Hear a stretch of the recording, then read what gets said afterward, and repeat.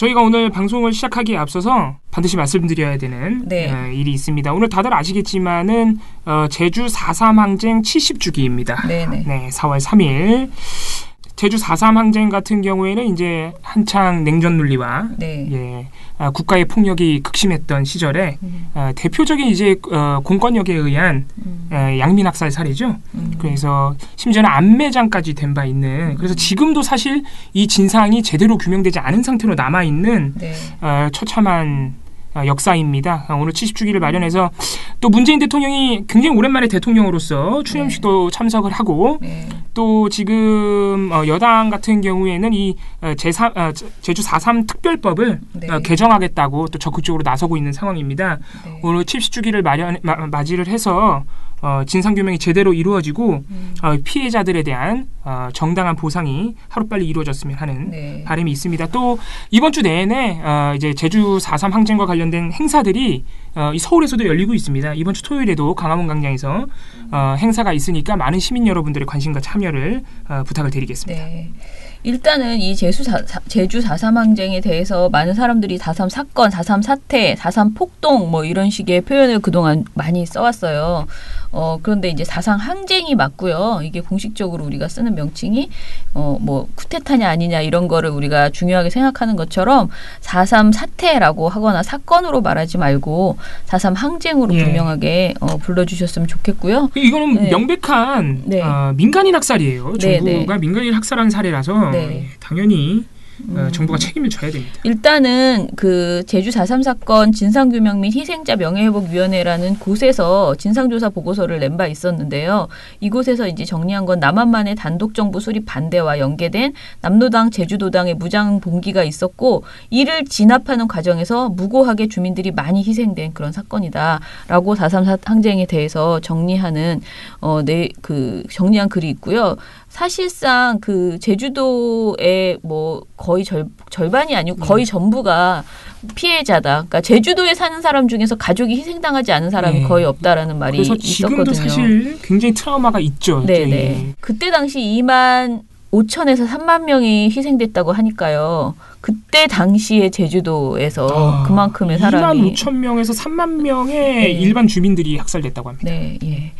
그래서 아무튼 이 사건에 대해서 저는 계속 얘기하는데 이 다른 어떤 사건보다도 5.18이나 다른 사건보다도 4.3의 그 어떤 억울함과 이런 것은 굉장히 절실한데요. 이게 이제 고립되어 있는 섬에서 정말 그 5.18만 해도 그래도 80년대였으니까 그래도 뭐 그리고 전 국민이 5.18 때문에 굉장히 많이 분노하면서 그래도 좀 늦었지만 많은 것이 그래도 명예회복이 됐잖아요. 근데 4.3 항쟁은 아직까지도 제대로 진상규명이 되어 있지도 못하고요. 책임자 처벌 이런 건 뭐 다 돌아가셨다 이런 핑계로 다 이렇게 되고 그 반목과 고통 속에서 제주도가 진짜 썩어가는 그런 상태로 그냥 주민들이 고통을 받은 거였고 그냥 트라우마 말도 못하고 그게 대를 이어서 뭐랄까 할머니 할아버지가 돌아가셨다고 끝나는 게 아니고 사실 그런 고통이 계속 대를 이어서 이렇게 이어지고 있거든요. 그래서 이 부분에 대해서 분명히 우리가 우리 정부가 대한민국 정부가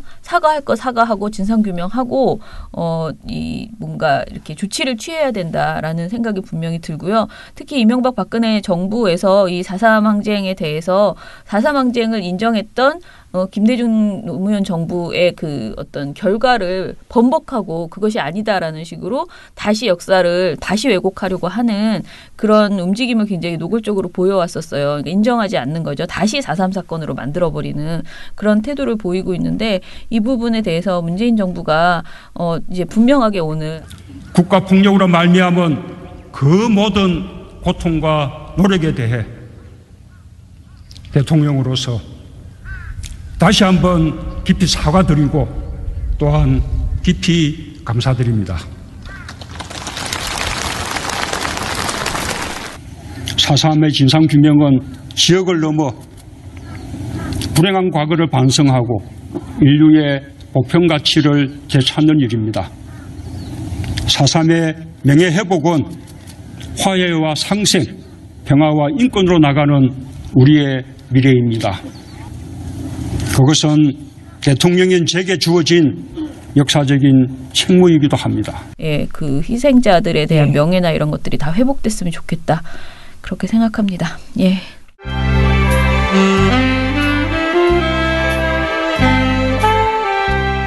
민원련의 미디어 탈곡기.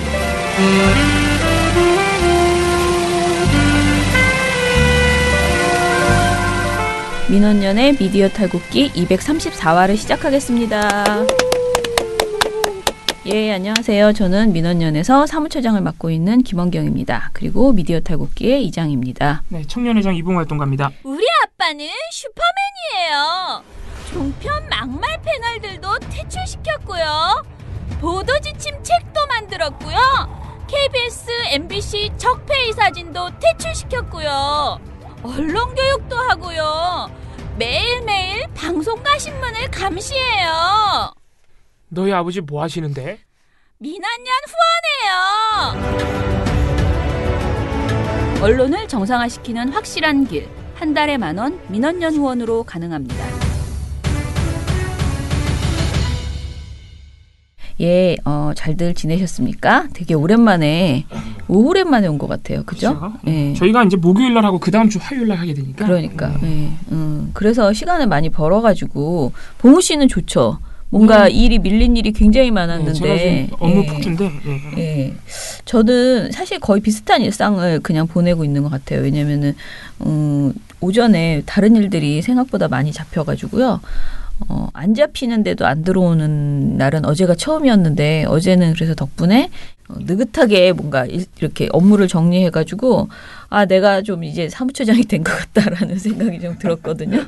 처음으로 너무 바빠가지고 모니터 부장도 아니고 무슨 뭐 대외협력 부장도 아니고 막 이게 사무처가 어떻게 돌아가는지에 대해서 뭐 생각하고 이럴 정신이 계속 없었는데 방송을 줄이니까 훨씬 좋은 것 같아요. 그리고 외부 방송도 제가 되도록이면 이제 줄이려고 생각을 하고 있습니다. 이 청취자 여러분도 이 하나의 방송에서 마치 두 개의 방송을 듣는 듯한 그런 느낌이 있지 않겠습니까?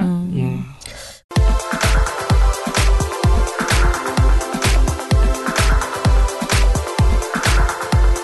자, 미디어 스크랩 그럼 들어가겠습니다.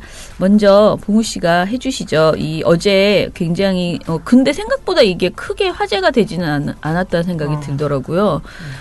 배현진 아나운서보다 더 충격적인 배현진 본인이 자신이 뭐라 그랬지? 방송장악의 희생자라 그랬나? 그렇게 말했는데 진정한 희생자가 누군지. 이번 정권의 공공연한 블랙리스트다. 아시다시피 저는 현 정권의 공공연한 블랙리스트입니다. 지난 26일 지난주 월요일인가 화요일인가 그랬습니다. 네. 26일, 27일 자유한국당이 이제 배현진 씨랑 김세희 씨 누군지 아시죠? 이 두 분이 이제 자유한국당이 주최하는 언론장악 피해자 문재인 정부 언론장악 피해자 토론회를 개최했어요. 자유한국당. 이 두 사람이 이제 주인공으로 나와가지고 본인들이 MBC에서 이제 탄압을 당했다. 최승호 사장 체제에서. 그리고 현 정부의 이제 공공연한 블랙리스트다 이런 주장을 했죠. 공교롭게도 근데 어제 배현진 씨와 김세희 씨의 그러한 주장을 정면으로 반박하는 MBC 내부 자료가 나온 겁니다. 근데 이게 이제 우리가 처음 보는 자료들은 아니고요. 이미 지난해 MBC가 김장 전 사장 체제에서 파업을 할 때, 정상화를 위한 파업을 할 때 MBC 아나운서 및 카메라 기자에 대한 블랙리스트가 있다.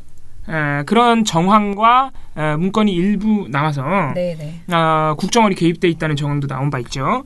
그래서 이미 그때도 한번 논란이 됐었던 내용인데 뭐였냐면은 기억하시는지 모르겠습니다. 아나운서 블랙리스트 그리고 카메라 기자 블랙리스트가 실제로 인사에 반영됐다. 그리고 이게 임원회의에도 제출돼가지고 임원들이 인사발령을 내는데 참고했다. 이런 이제 논란이었습니다. 그래서 이게 지난해 이제 파업을 할 때 이런 얘기가 나왔기 때문에 MBC 감사국이 1월 8일부터 3월 22일까지 특별 감사를 실시를 했습니다. 그 결과 이제 아나운서 블랙리스트와 카메라 기자 블랙리스트가 실제로 확인이 됐고 이거를 인사발령에 이용했다는 근거까지 MBC 사측이 지금 발표를 한 겁니다. 그래서 이제 2013년 12월 모 아나운서가 작성한 아나운서 성향 분석이라는 제목의 문건이 있습니다. 네. 이때 당시 아나운서국을 관할했던 사람은 백종문 편성 제작 본부장입니다. 네. 이 사람이 누구냐면은 이제 극우 언론인들을 만나가지고 MBC에 출연시켜주겠다 약속하고 MBC 이제 노조 소속의 구성원들을 배제하겠다 이런 식으로 약속을 했던 인물이죠. 보면은 이 문건이 참 재밌습니다. 아무튼 이분들 블랙리스트 만드는 거 보면은 참 올드하다 뭐 이런 생각이 좀 드는데 이 문건에 보면 아나운서들을 세 가지 분류로 세 가지 등급으로 분류했어요. 강성, 약강성, 친회사 성향 이렇게 세 가지 등급으로 분류를 했습니다. 네. 친회사. 예. 네. 회사랑 친해. 네. 그러네요. 친사측이지. 그렇죠. 예. 친사장 뭐 이 정도 돼야죠. 예. 아무튼간에 당시 사장. 그래서 이렇게 분류를 한 다음에 실제 인사에 이제 반영한 것으로 확인이 된 겁니다. 당시 이제 MBC 감사국에 따르면은 당시 문건에서 강성이 6명, 약강성이 7명, 친회사 성향이 19명. 네. 으로 분류돼 있습니다. 그리고 강성, 약강성으로 분류된 13명 중에 최소 9명이 인사상 불이익을 실제로 받은 것으로 확인이 됐다고 MBC가 발표했습니다. 그래서 예를 들어서 신모 아나운서의 경우에 2014년 4월 이후 TV 편성부, 온라인 뉴스부, 뉴미디어 뉴스 편집부 등 아나운서 업무와는 무관한 조직으로 계속해서 인사 발령이 났고요. 오모 아나운서 같은 경우에도 2015년 6월 이후 매체전략국 신매체개발부로 발령이 났고 차모 아나운서도 2016년 3월 이후에 경인지사로 경인지사 대표적인 유배지죠. 제가 말씀드린 이분들이 모두 이제 강성 약강성으로 분류된 분들입니다. 강성 약강성의 뭐 의미야 당연히. 이거 되게 웃긴 게요. 강성에 가로 열고 뭐라고 써 있냐면 왕따, 패거리 짓기 등 언론노조 복귀 지침 준수. 그러니까 언론노조 편을 들면은 왕따 또는 패거리 짓기를 한다고 이제 얘네들이 그렇게 쓴 거죠. 예. 그리고 여기 허위로 아나운서로 보이는 허땡땡 사원께서 네. 각종 스포츠 중계를 진행하고 동계올림픽 출장 예정이 되어 있는 허땡땡님이 강성으로 분류되어 있어요. 예, 강성으로 분류되어 있고 약강성 같은 경우에는 이제 뭐 복귀 지침을 준수하지는 않지만 친노조 성향 뭐 이렇게. 되게 웃깁니다. 네, 재밌는 분들이네. 아무튼간에 네, 노조에 가입돼 있으면 약강성은 일단 기본으로 깔. 그렇죠. 예, 무조건 일단 약강성. 예. 이제 노조에서도 좀 주도적인 역할하면 강성이고 뭐 그런 것 같아요. 예. 이제 MBC가 이렇게 실제로 인사 발령에 반영이 됐다고 보는 근거가 있습니다. 여기에 배모 씨는 있습니까? 없죠, 당연히. 예, 친회사 성향이겠죠. 네. 아니면은 워낙 측근이라 이런데 절대 리스트로 넣지 않습니다. 리스트상 분류가 안 됐을 수도 감히. 있습니다. 왜냐하면 아나운서가 지금 문건에 나온 거에 따르면은 이 세 가지 분류로 등급으로 분류된 분들이 이제 다 합쳐봐야 32명인데 아나운서가 32명보다 많거든요. 그러니까 다 분류하지는 않았다는 거예요. 요주의 인물들을 이제 분류를 했겠죠. 예. 이제 근거가 있습니다. 이게 실제 인사 발령에 반영됐다고 보는 근거가 있습니다. 그래서 뭐 임원회의에서 박아무개 아나운서, 최아무개 아나운서 등은 업무에서 배제하도록 임원회의에서 직접 언급을 했다. 네.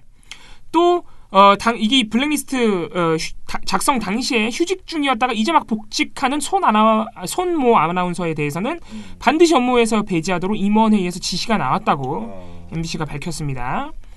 또 하나 있죠. 2014년 7월 이게 다 비슷한 시기에 작성된 문건들입니다. 왜 작성됐는지는 지난 MBC 파업 당시에 다 나왔는데 이때가 한참 국정원이 MBC에 대해서 관리를 좀 요구하고 이랬던 시기이기도 합니다.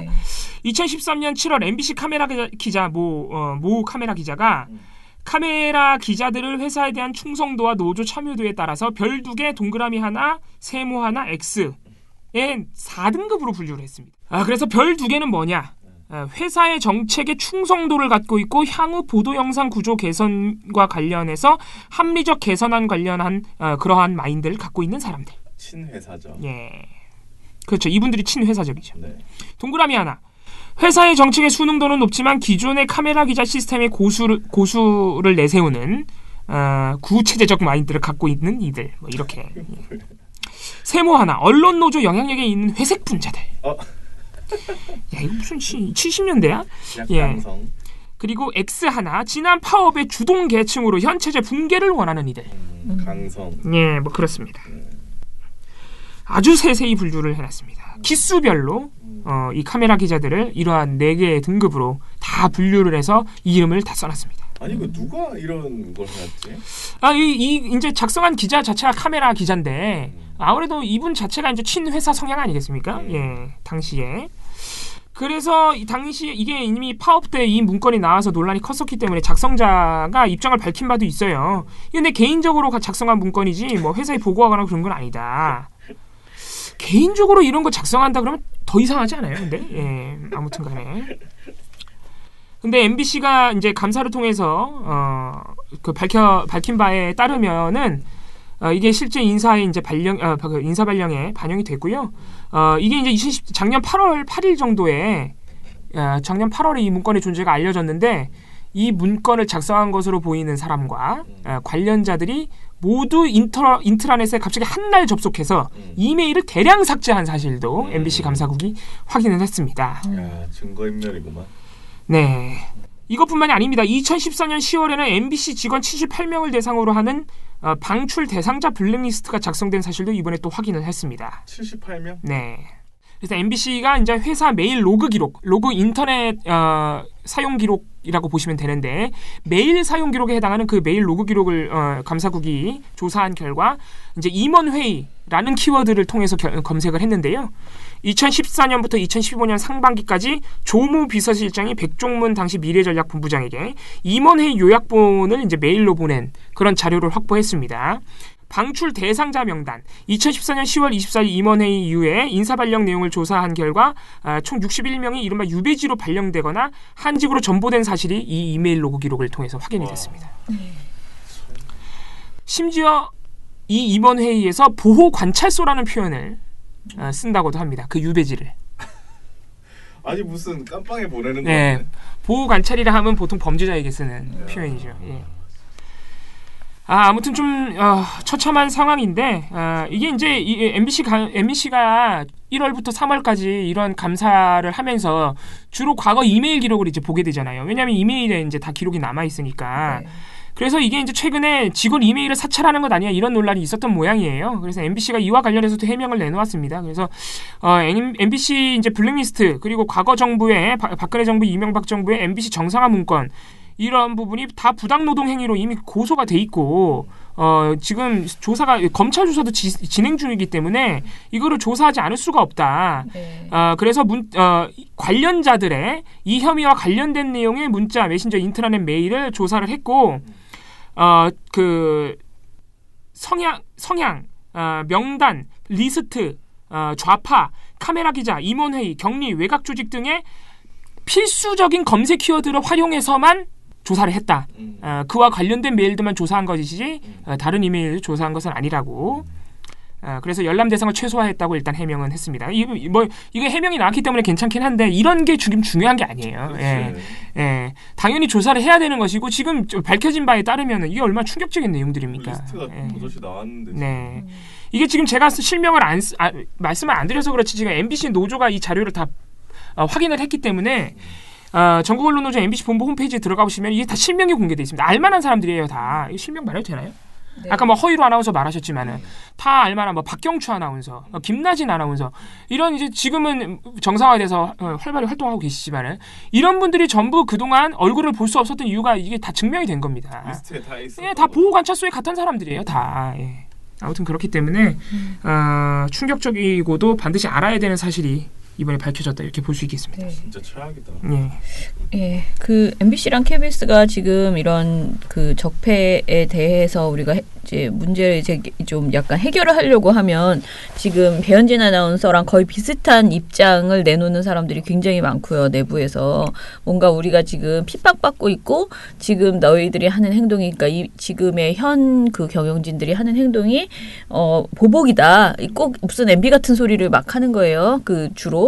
근데 사실 정확하게 개념을 가지고 이야기를 우리가 서로 이야기를 해야 될 것 같아요. 그러니까 이게 보복이 아니고 잘못된 잘못된 것을 바로잡지 않으면 다시 이런 일이 재발할 수 있기 때문에 공영방송 안에서 이런 정권 어떤 사장이나 누군가 그 정권의 말을 들으면서 사실 국민을 배신하고 정권이나 특정 그 줄 서 있는 사람을 따라가면서 그 보도를 제대로 안 한 거잖아요. 이것에 대해서 징계하는 것이다라는 그 영을 정확하게 세우는 그 행위를 하고 있는 것인데 그렇다고 해서 모든 사람 다 처벌하는 것이 아니고요. 정말 극단적으로 잘못했던 사람들에 대한 평가는 분명하게 하고 분명한 불법과 그 회사 규칙을 어긴 사람은 징계를 받아야 되는 거고 이 블랙리스트와 MBC 블랙리스트와 관련해서 뭐 보복이다, 핍박이다 이런 주장은 사실은 그런 주장을 하는 분들은 뭔가 꿀리는 게 있는 거예요. 그러니까 말이 안 되는 게 이게 보복일 수가 없는 게 MBC 감사국이 무턱대고 감사하는 게 아니에요.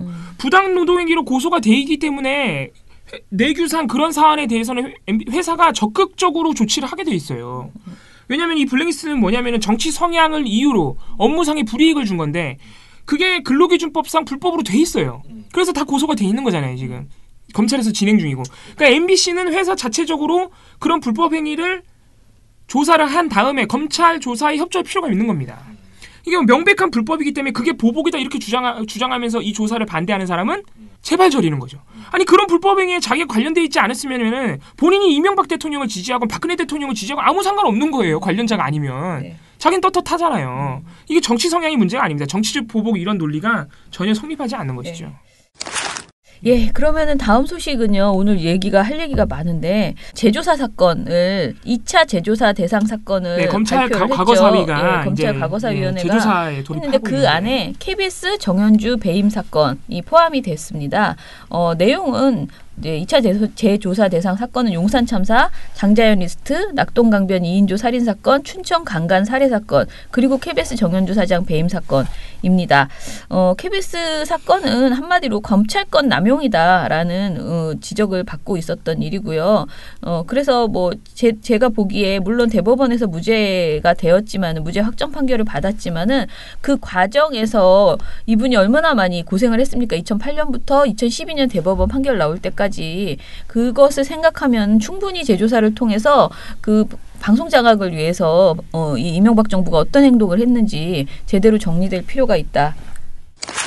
그러면 우리 다음으로 지금 방심위에서 좀 계속 어처구니 없는 심의 결과가 나오고 있거든요. 그래서 요거를 좀 이야기해보죠. 최근에 있었던 방송통신심의위원회 방송 소비 결과들을 조금 말씀드려야 될 것 같은데요. 저희가 특히 종편 중에서도 TV조선의 심의 규정 위반 사례들을 좀 집중해서 보고 있는데, 일단 다른 결과들을 좀 수합해서 말씀드리고 TV조선도 말씀을 드리겠습니다. 일단 2일날 어제죠.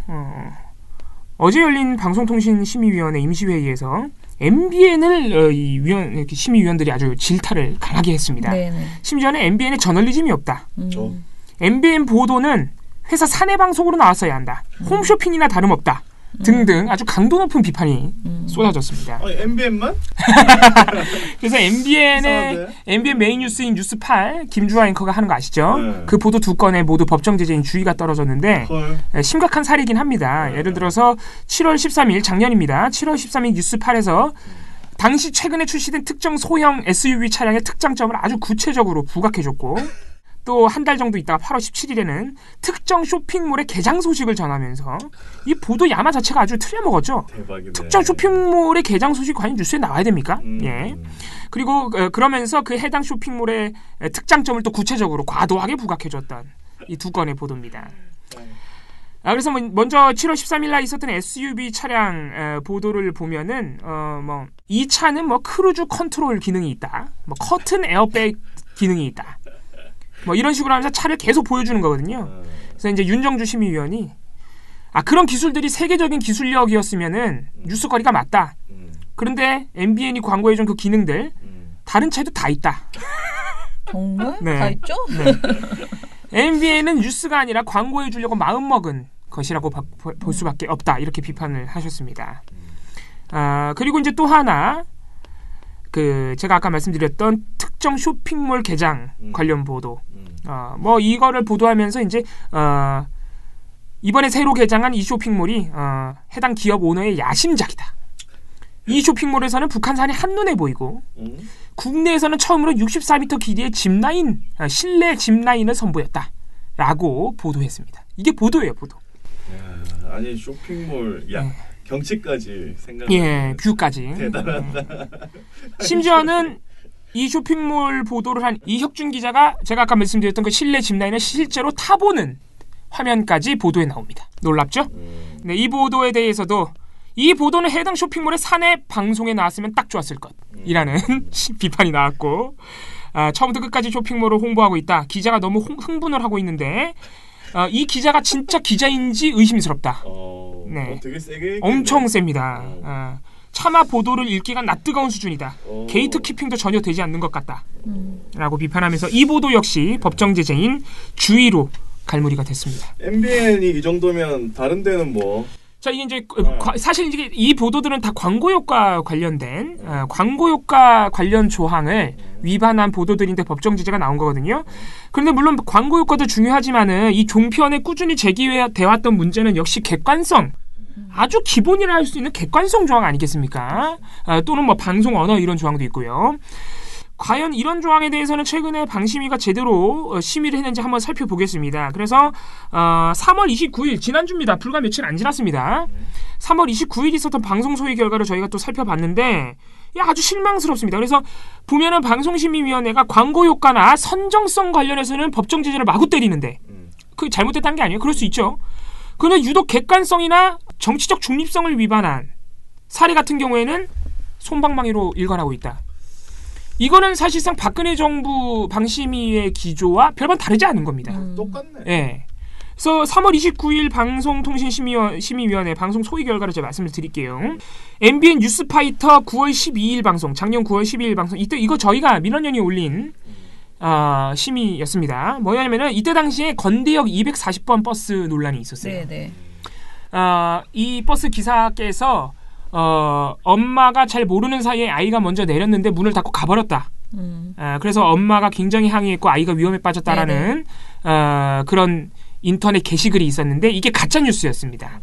사실은 실상은 그렇지, CCTV를 본 결과 실상은 그렇지가 않았죠. 인터넷 게시글만 보고 나서 받아쓰기 보도로 했던 수많은 언론들이 아주 질타를 많이 받았습니다. 가짜 뉴스라고. 소위 진보 성향의 언론들도 많이 가짜 뉴스를 내가지고 실제로 노컷 뉴스 같은 경우는 아주 대대적으로 사과까지 했었어요. 맞아. 예, 그랬던 사안인데 이게 9월 12일이면은 그 가짜 뉴스가 나온 지 하루밖에 안 지난 시점이고 가짜 뉴스라는 사실이 알려진 상황이었습니다. 이미. 그런 상황에서 MBN 뉴스파이터가 그 가짜 뉴스를 또 읊은 거예요. 앵커하고. 기사님이 이 상황을 알고도 묵묵부답으로 계속해서 운행했다. 모든 승객들이 세워달라고 함에도 불구하고 다음 정거장까지 갔다. 이러면서 굉장히 비판적으로. 근데 이미 이 하루가 지난 시점에서 가짜뉴스라는 게 알려졌던 시점입니다.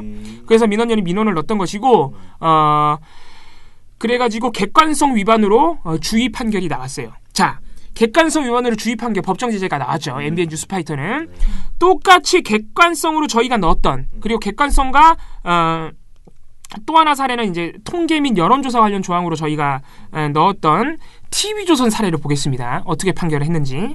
자, 저희가 먼저 TV조선 보도본부 한라인에 대해서 작년 10월 31일 방송에 객관성 위반으로 넣었던 사례가 있습니다. 자, 뭐냐면 이때 당시 어떤 사고가 있었냐면은 흥진호 북한 억류 사건 아시죠? 예, 그 당시에 어선인 흥진호가 북한에 억류됐다가 다시 한국으로 돌아온 그런 일이 있었습니다. 이때 당시에 엄청나게 야권에서 이거 가지고 트집을 많이 잡았어요. 아무튼 간에 뭐 문재인 대통령에 대해서 여러 가지 비판이 나왔는데 TV조선이 이때 뭐라고 했었냐면은 김미선 앵커가 이렇게 말합니다. 북한에 따르면 흥진호는 21일 날 납포됐고 문 대통령은 나흘 뒤에 한국 시리즈 1차전에서 시구를 했다.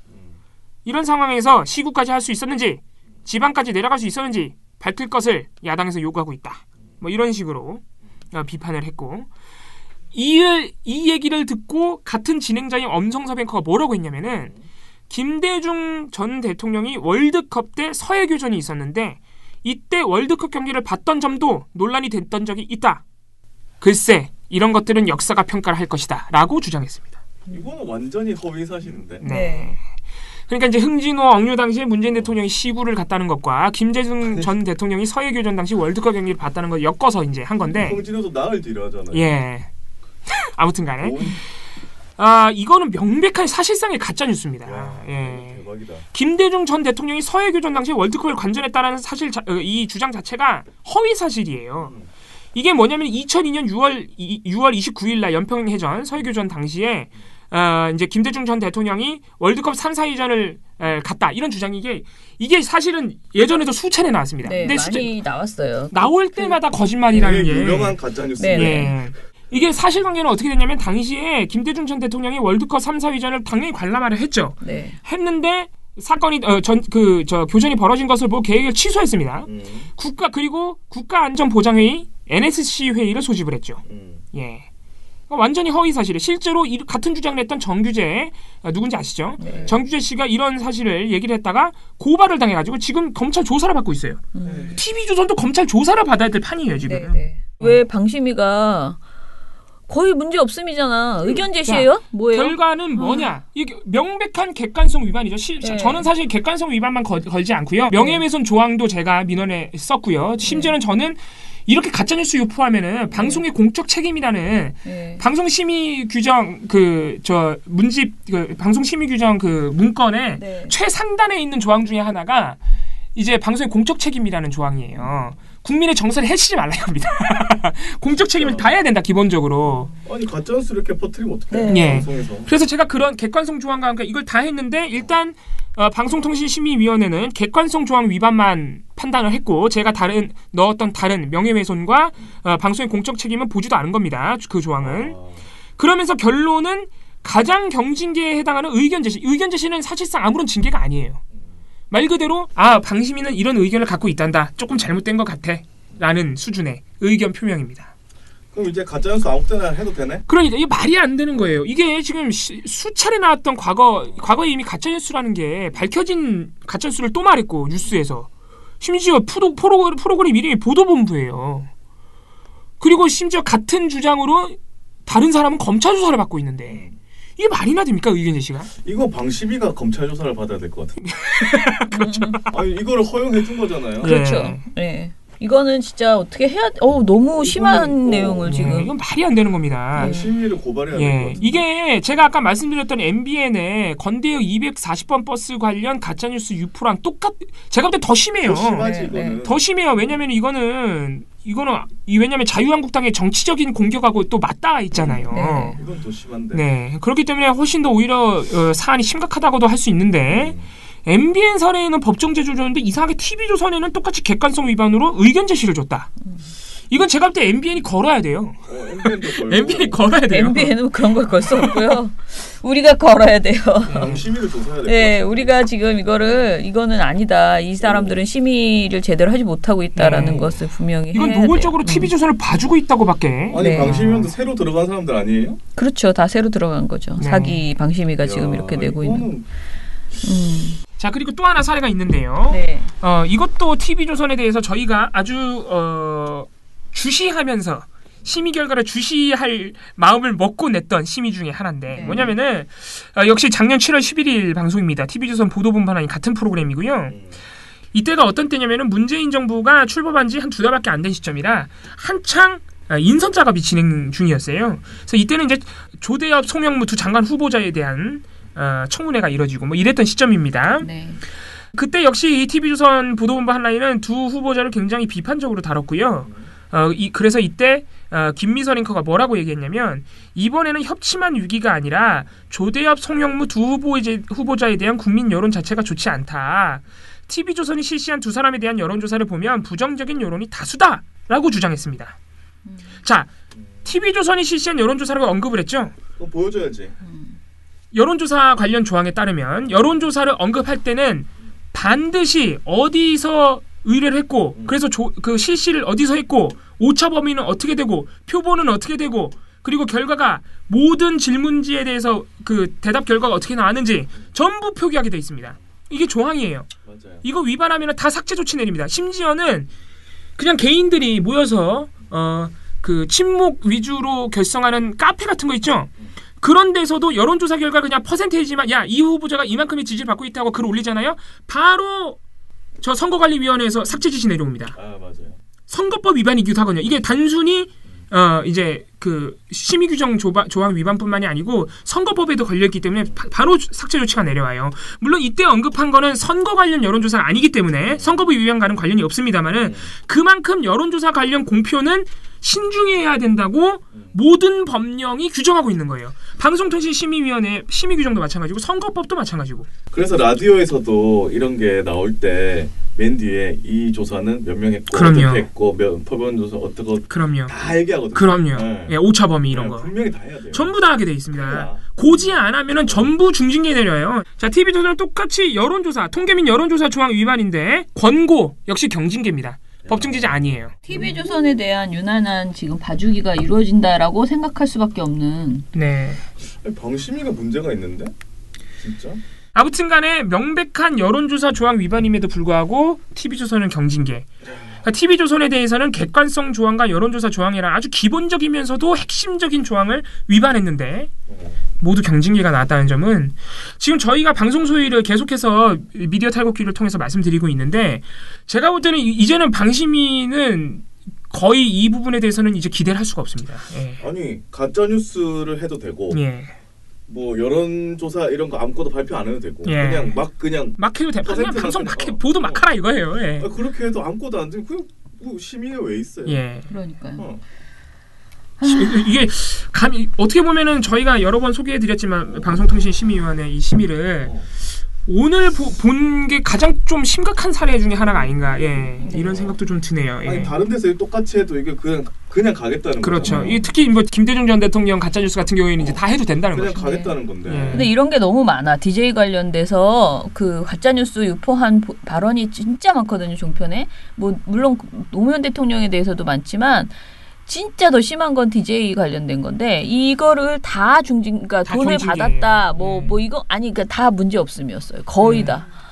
뭐 저희가 너무 답답해가지고 조를 받았다는 말도 있는데라는 말도 있었거든요. 수조를 받았다는 말도 있는데라고 했는데 근거 없거든요. 근데 그걸 이영작인가 누가 했었는데 그것도 문제 없음이었고. 문제 없음으로 다 나온 바 있고. 그러니까 이제 아무 얘기나 해도 돼. 그러니까 이게 저희가 사실상, 지금 말씀드린 이런 김대중 전 대통령 뭐 뇌물수수 이런 가짜 뉴스 같은 경우가 다 이제 문제 없음 이런 처리가 나왔었는데 이게 박근혜 대통령 시절 방심위의 기조거든요. 네. 달라진 게 없는 거예요 지금. 똑같네. 네. 아무튼 심각한 상황이네요. 마지막으로 하나만 말씀을 드리면요. 가짜뉴스 올리면 카톡 못해 기사는 오보랍니다. 미디어 오늘에 저는 이 기사를 보고 빵 터졌어. 나는 카톡 못해까지만 읽고 진짜? 이게 매일경제 5분가 그럴 텐데 아마. 어디였죠? 그랬더니 끝까지 읽어야 됩니다. 오보랍니다. 카톡에서 가짜뉴스를 퍼뜨리면 퇴출된다. 포털이 가짜뉴스와 전쟁을 선포했다는 그런 내용들이 있었는데 최근 카카오가 이용약 간의 가짜뉴스와 관련한 내용을 추가한 사실이 알려지면서 덩달아 오해가 확산된 것이었다고 합니다.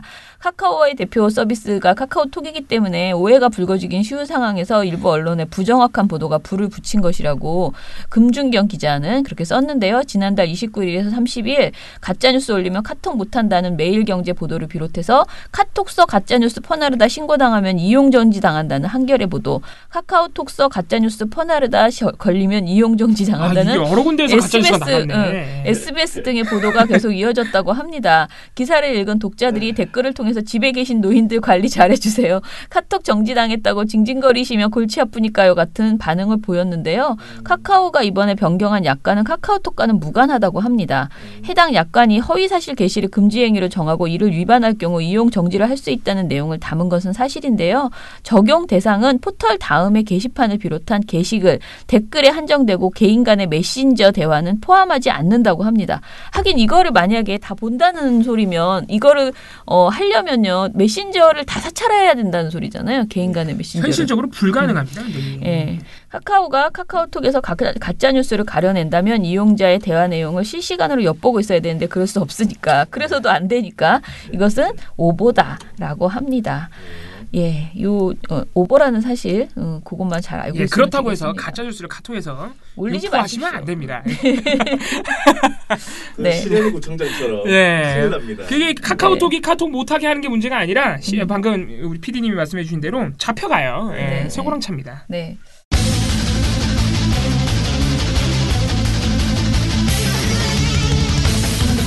저희 오랜만에 종편팀에서 종편 시사 토크 프로그램과 보도 전문 채널 뉴스 대담에 등장하는 패널들을 오랜만에 또 전수 분석을 했습니다.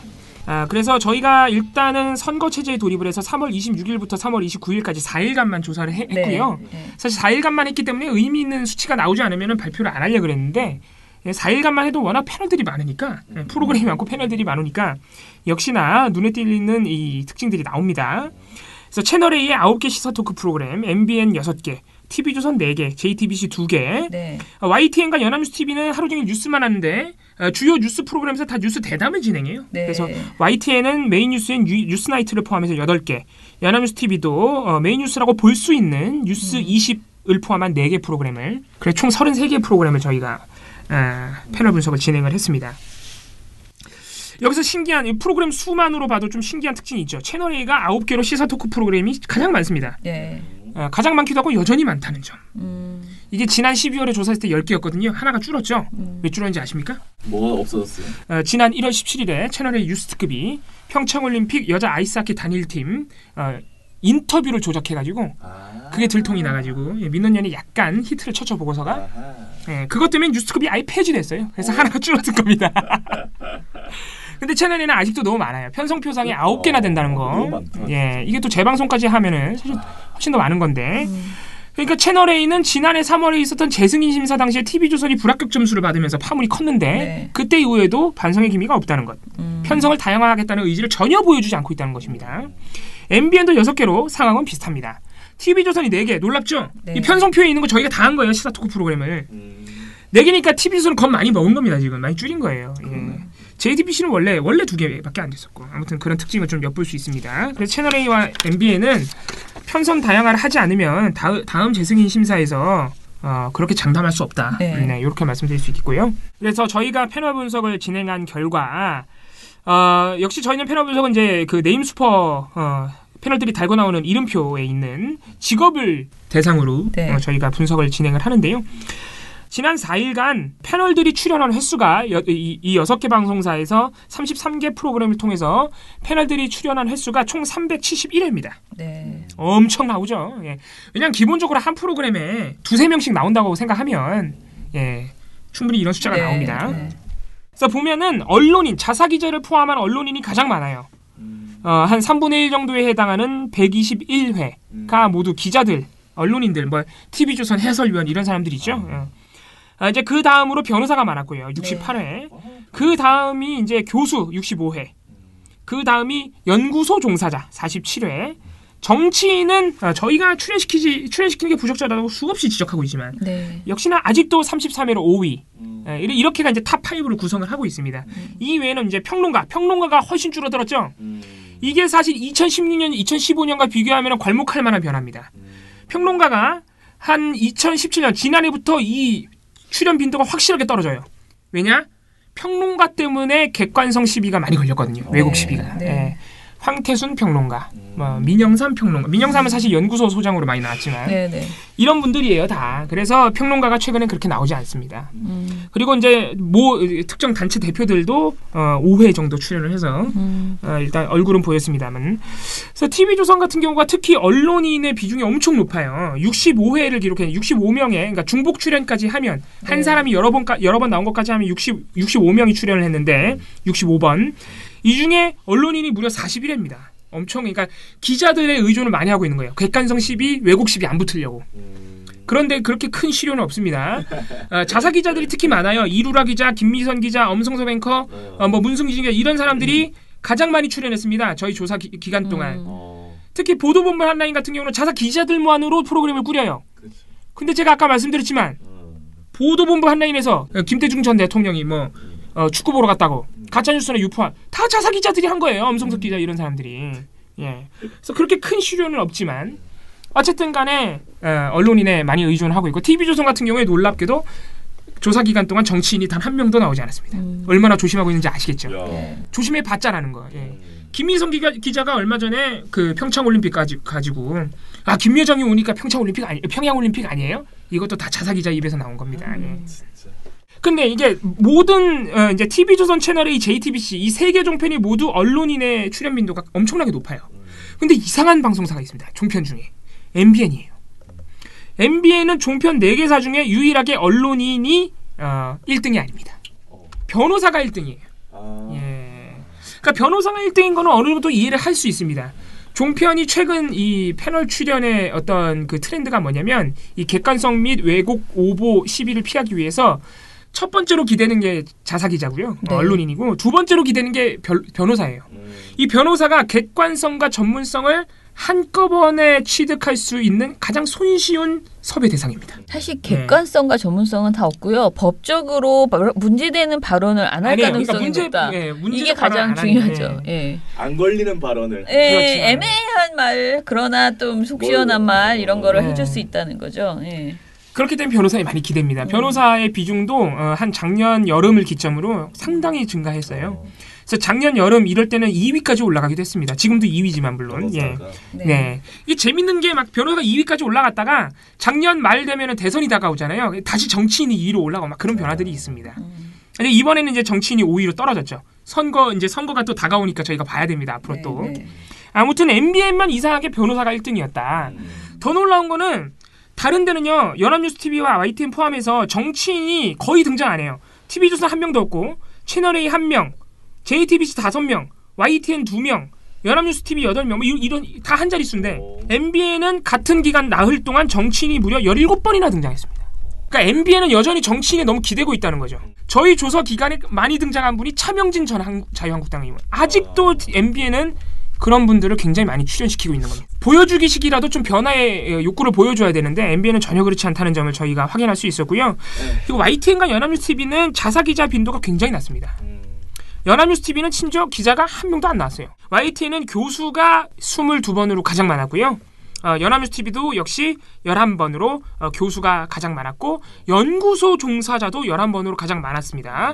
이것도 우리가 주목해야 되는 특징인데 연합뉴스TV와 YTN이 연구소 종사자가 너무 많아요. 다른 데는 다 역시 한 자릿수입니다. 4번, 2번 막 이래요. 종편들은. 근데 YTN하고 연합뉴스TV만 16번, 11번이거든요. 너무 많거든요. 그럼 이분들이 어떤 분들이냐? 안찬일 세계 북한연구소 소장. 이분이 막 가장 많이 등장했거든요. 그리고 고영환 씨. 이분 다 연구소 관련자들이에요. 이분들이 이름들이니까 조금 느낌 오지 않으세요? 이게 북한 관점에 대해서 아주 극우적이고 극단적이고 아주 호전적인 시각을 가진 분들이에요. 고영환, 안찬일 이런 분들. 근데 이제 연구소라고 하니까 뭔가 중립적인 느낌. 그러니까 세계 북한 연구소 센터장. 세계. 네. 뭐 되게 막 객관적인 거 같잖아요. 우주. 네. 근데 이분들이 어떤 분들이냐? 현송월 단장 내려왔을 때 막 살이 많이 빠졌네. 현송월 저 사람 작년 3월에 임신했었는데 노래 부르고 그랬던 사람이야. 이런 거를 YTN에 나와서 막 하는 분들이에요. 고영환 씨 저번에 김영철 방남했을 때 김영철 그 통전부장은 군인 생활을 오래 했기 때문에 버스 타고 밖에 살짝만 봐도 군사 기밀을 다 한다. 이런 헛소리를 하는 분이라고요. 말이나 되는 소리를 해야지. 뭐야 그게? 이런 거를 연합뉴스TV에 나와가지고 하는 분들인데 YTN과 연합뉴스TV가 연구소 종사자라는 이름으로 그런 분들을 굉장히 많이 등장시키고 있는 거예요. 지금 16번, 11번. 그러니까 이런 게 참 특징적으로 이 패널을 어떤 패널을 등장시키는지만 봐도 이 방송사들이 굉장히 전문성과 객관성을 내세우고 있지만 전혀 그렇지 못하다. 오히려 이 종편과 보도 전문 채널의 객관성과 어떤 신뢰를 깎아먹는 주된 요인은 전부 패널에서 오는 겁니다. 그러니까 저희가 누누이 말씀드리지만 아직도 패널이 너무 많아요. 그만해야 돼요. 제가 볼 때는. 종편은 이 보도 시사 프로그램 편성 줄이고 YTN과 연합뉴스TV는 뉴스 대담 줄여야 됩니다. 이런 식으로 할 거면 할 필요 없어요.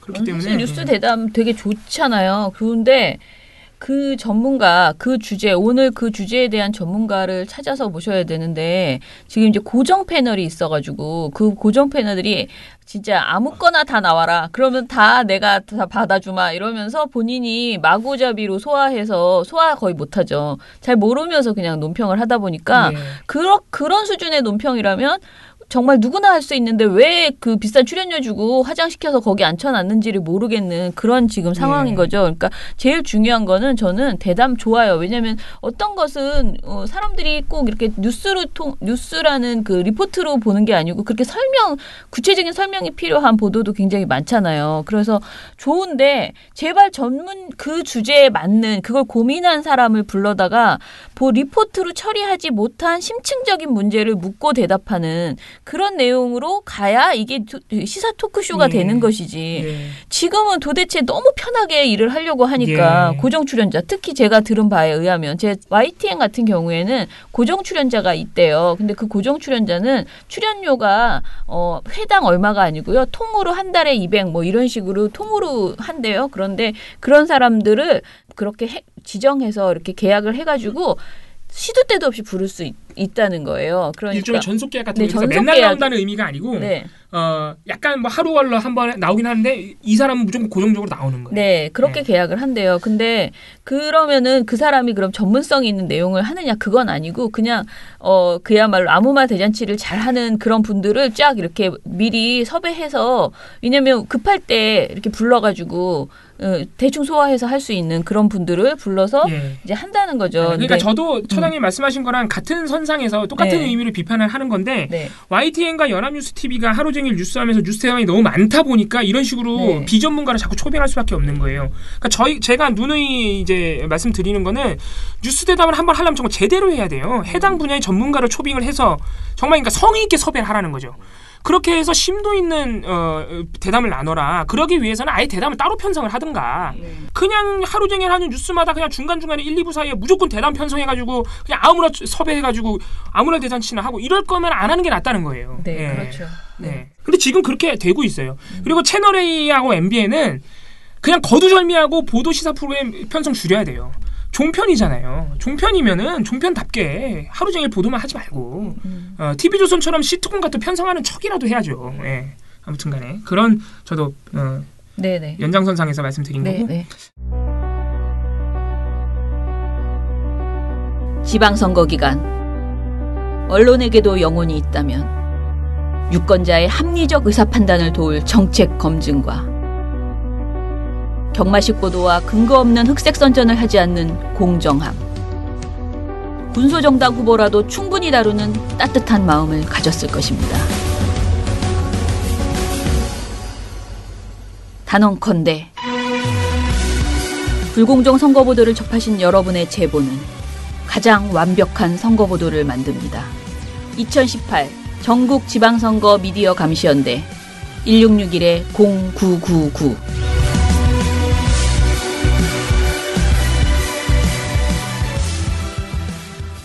7, 6, 5, 4, 3, 2, 1. You'll never have the sacred stone. Oh, this you crazy mother.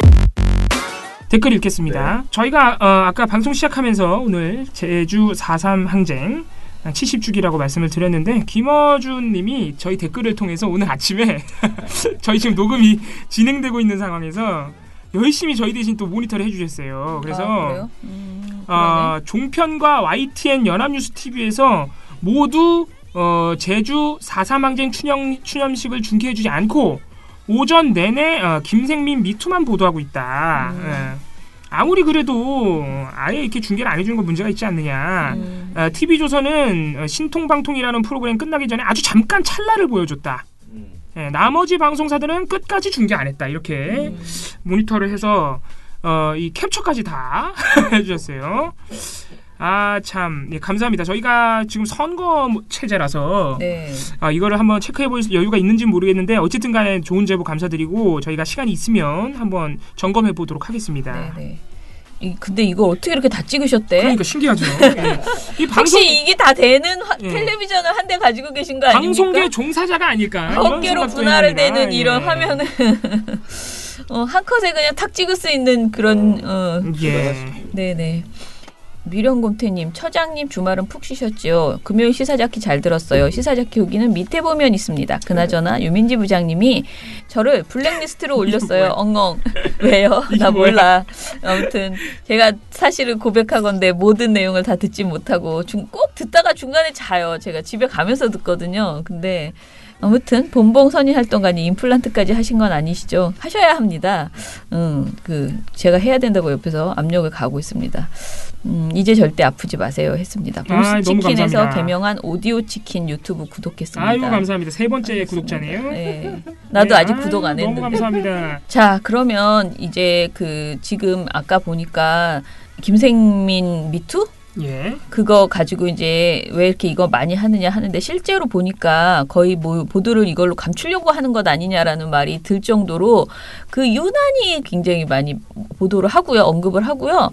그리고 이제 뭐 제주 4.3도 안 나온다라고 아까 얘기하셨잖아요. 김어준님께서. 근데 MBC 스트레이트에서 장충기 문자 관련해서 더 상세한 내용을 보도를 하고 네, 추가로 단독 공개했죠. 예, 그리고 그것뿐만이 아니고 어떻게 삼성이 그 언론을 관리하나 뭐 이런 내용들 해서 저는 진짜 이 방송 너무 잘 만들었다. 그러니까 제가 원하는 수위가 있는데요. 그러니까 그냥 디테일에 들어가지 말고요. 이렇게 크게 봐서 이게 어떻게 관리하는지를 그냥 쭉 훑어줬으면 좋겠다라고 생각했는데 딱 그 수준으로 정말 잘했어요. 저도 봤는데 네. 진짜 이게 추가 공개한 문자들은 이게 그동안 언론을 통해서 왜 진즉에 공개가 안 되는지 너무 궁금할 정도로 너무 세요. 문화일보 모 간부 같은 경우에는 그동안 저는 삼성의 눈으로 세상을 보았습니다. 네, 문화일보는 삼성의 눈으로 보도를 해왔습니다. 미친 사람 아니에요 이거?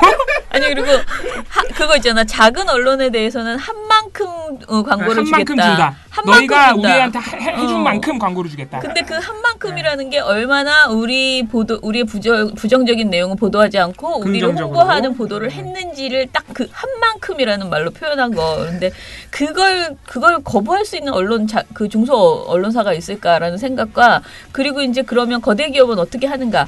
삼성에게 잘 보일 수 있는 삼성을 우호적으로 쓰는 사람을 부장으로 승진시킨다는 거잖아요. 삼성이 그 언론사에 직접적으로 개입해서 계속 끌어주는 거죠. 장학금도 주고 그래서 그 사람이 거기에서 편집국장이 될 때까지 계속 끌어주는 거예요. 그러니까 그 라인에 쓰는 것이 나에게 정말 너무나 좋은 것이다라는 그 당근을 확실하게 주기 때문에 이 사람들이 그런 식으로 충성 이렇게 계속 문자를 보내고 있다는 내용은 그래서 정말 이런 내용이 좀 더 화제가 되고 다른 언론에서 받고 이래야 되는데 진짜 저도 인터넷에 가끔가다 인터넷 키면서 뜨는 그 화면들 있잖아요. 뉴스 화면 이런 거 보면 좀 이상하다 지금 뉴스가. 지금 특히 그 MBC 스트레이트의 보도가 너무 안 나와요. 역시 다음이고 네이버가 포털에서 이미 사라진 지 오래고 한 번이라도 떴었는지도 제가 확인할 길이 없지만 너무 맞아요. 보이지가 않아서 안타깝습니다. 그러니까 사실 우리가 공영방송이 정상화되면 최소한 이런 내용이 이제 언론을 통해서 나갈 수 있어서 많은 사람이 접할 수 있을 것이다라는 그런 기대를 하고 있지만 이게 또 더 잘 되려면은 MBC 스트레이트 보는 사람은 또 한계가 있는 거잖아요. 그러면 그거를 다시 다른 언론이 받아줘야 되는데 이게 여전히 관리하고 있다. 니네가 아무리 떠들어봐라 우리가 다 관리하지 우리가 모든 언론 다 장악했다 이런 태도 아닌가라는 생각이 좀 들었어요. 근데 극복해야 됩니다. 시사인과 같은 매체가 있기 때문에 이제 우리가 그동안엔 정말 그런 어떤 투사가 단 한 매체도 없었다면 이제는 그래도 조금 생긴 거예요 지금. MBC 시사인 SBS도 요새 삼성이 열심히 두들겨 패고 있잖아요. 아무튼 앞으로 좀 기대를 해보긴 하겠습니다. 다른 댓글 읽어볼까요? 440416님 잘 들었습니다. 언제나 기행을 일삼는 강규영 전 이사 대단하네요. 여기에 더해 자유당까지 골고루 하네요. 내일은 또 다른 조합이네요. 언제나 새로운 것 같아서 좋네요. 내일도 탈탈탈 하셨습니다. 근데 정말 강규영 이사가 정말 멘탈이 불안해 보인다라는 그날 이제 청문회 때 정말 불안했다고. 그래서 자유한국당에서조차도 저 사람이 너무 지금 큰 충격을 받아서 조금 상태가 안 좋다는 식으로 이야기는 했다고 그러더라고요. 그러니까 이해하시라고 그렇게. 근데 그것이 다 너희들의 탄압 때문에 저렇게 됐다라는 논리로 갔긴 했는데 어찌 됐던 간에 이 사람이 무시하십시오. 우리 미령곤탱님 이런 사람 자꾸 이런 사람 기사 검색하고 하시면 정신건강에 좋지 않아요. 예, 티에노님께서 원래 부녀회장님은 월요일엔 숨소리도 잘 안 들리셨는데 부녀회 팀을 결성해서 그러신지 유민지 부장님의 천혜향 껍질 깔때 같은 기 때문인지 월요 방송인데 한 목요일쯤 같았네요. 오랜만에 강규영이 언급되니 인간은 망각의 동물이라는 걸 다시 한번 깨달았습니다. 글을 읽다니 다시 한번 되뇌입니다. 그때의 셀럽들, 예. 그때 제 피규어들이 물러나라고 피켓팅했던 사람들. 저는 약간 조우석 팬이기 때문에 왜 이러십니까? 아, 그 피규어 저도 기억합니다. 네, 네, 네. 9호를 이렇게 사진으로 찍어서 또 보내주셨었죠. 네, 네. 아, 조우석, 강규영 이런 사람들 잊으시면은 안 되고요. 네. 근데 또 굳이 찾아보실 필요는 없다. 예. 근데 진짜 정말 멘탈이 정상은 아니구나라는 생각이 많이 드는 그런 발언들을 그날 많이 했더라고요. 레이니 칠세님께서요. 오늘도 정말 재미있는 방송에 진심으로 감사드립니다. 특히 오늘 방송에서 잊고 있었던 정말 강규영이 셀럽은 셀럽인가 봐. 그때 엄청 유명해졌어요. V맨 아니에요? V맨. 셀럽 강규영 전 이사의 소식을 들을 수 있어서 꿀잼이었네요. 라고 했습니다. 참 우리는 자유한국당과 조중동에 무한한 감사를 드려야 할 것 같습니다. KBS 양승동 내정자 청문회 뉴스의 댓글을 보니 대부분 자유한국당이 저렇게 반대하는 것을 보니 꼭 필요한 분이구나 하는 댓글이더군요. 참 우리에게 무엇이 옳은지 바로미터가 되어주시는 분들께 무한한 감사를 드립니다. 내일은 처장님과 이봉우 활동가님의 알콩달콩한 방송을 들을 수 있겠네요. 근데 이봉우 활동가님의 건강이 걱정이 되네요. 다들 이봉우 활동가의 이 일을 상당히 걱정하시는군요. 예. 네, 저도 걱정됩니다. 네. 아무튼 너무 감사드립니다. 예. 네. 근데 뭐 일상생활 하는데 큰 지장이 없기 때문에 네. 감사합니다. 네.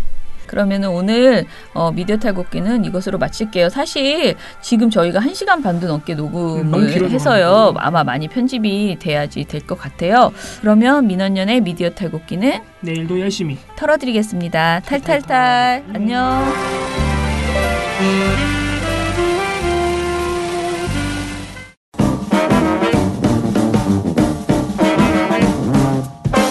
여러분, 미디어 탈곡기 잘 들으셨나요? 민원연은 1984년부터 우리 사회 언론 민주화를 위한 걸음을 우직하게 걷고 있습니다. 특히 왜곡, 편파, 막장 뉴스가 만연한 상황에서 민원연의 언론 감시 활동은 더욱 중요합니다. 민원연 회원이 되어 저희에게 힘을 주세요. 민원연 홈페이지 ccdm.or.kr에 오셔서 회원가입을 신청하시거나 02-392-0181로 전화 주시면 됩니다. 한 달 10,000원의 회비가 언론을 바꿉니다.